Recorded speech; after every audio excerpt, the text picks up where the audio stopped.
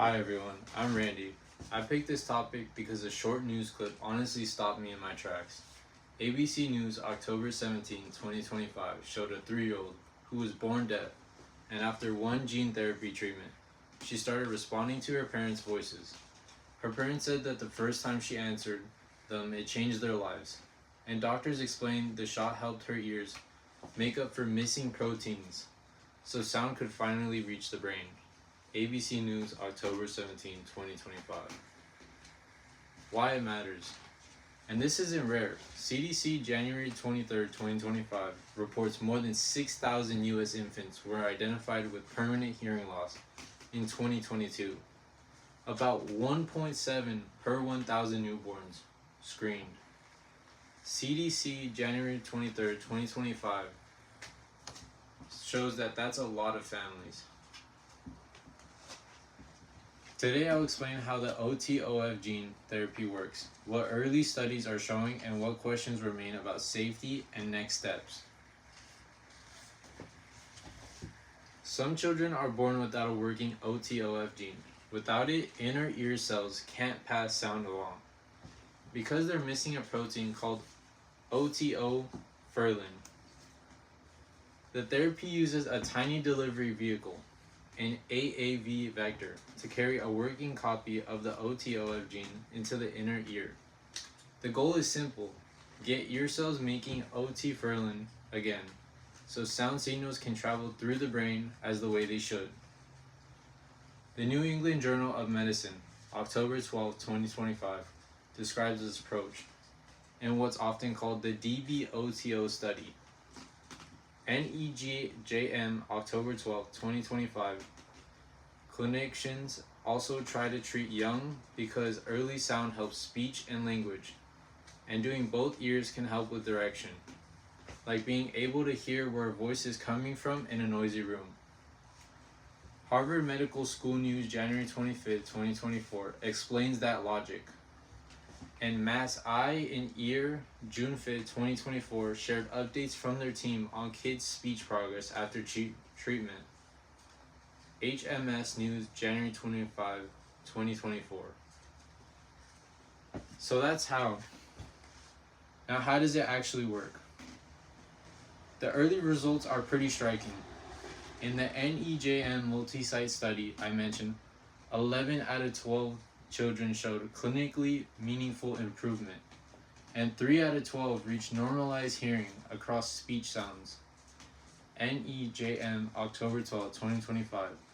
That's not a tiny change. That's a real-world impact for families. Speech, school, play, and everything.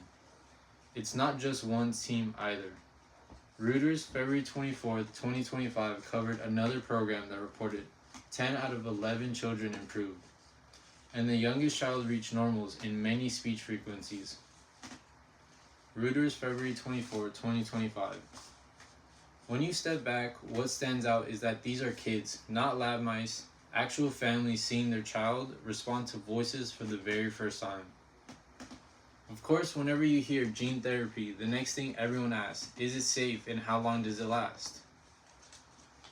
So far, safety looks encouraging, but the research teams are still watching the big things: the durability of how long the hearing gains last, the immune response of how the body reacts over time, the timing of how early to treat, whether or not both ears should be done for better everyday hearing.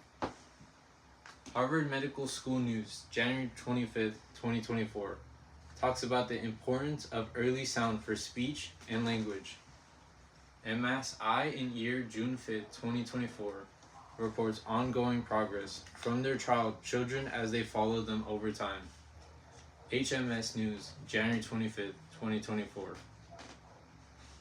On the access side, Biopharma Dive, October 12, 2025, reported that if larger studies keep showing strong benefits, the companies plan to speak with regulators about the next steps that could open the door for more families if approvals move forward. So, quick recap and one honest boundary. How it works: delivering a working OTOF gene with an AAV vector, so ear cells make otoferlin and pass along sound. What studies show is that most kids in one major study improved. Some reached normal hearing, a separate program reported similar results. What we're learning: safety looks good so far, but researchers always need more time to track durability, the best timing, and the benefits of treating both ears, and to make sure the therapy reaches the families who qualify. And here's the honest boundary: this doesn't cover every kind of deafness. It's aimed towards children with OTOF related hearing loss. Even there, doctors are still refining the best approach. But for those families, this is a big step forward. I want to end it where I started. Think about the ABC News moment a child turns toward her parents for the very first time after hearing their voice. It's not science fiction, it's a family hearing "I love you" for the very first time, in a way that they've never heard it before. That's why I chose this topic, and that's why I think it matters. Thank you.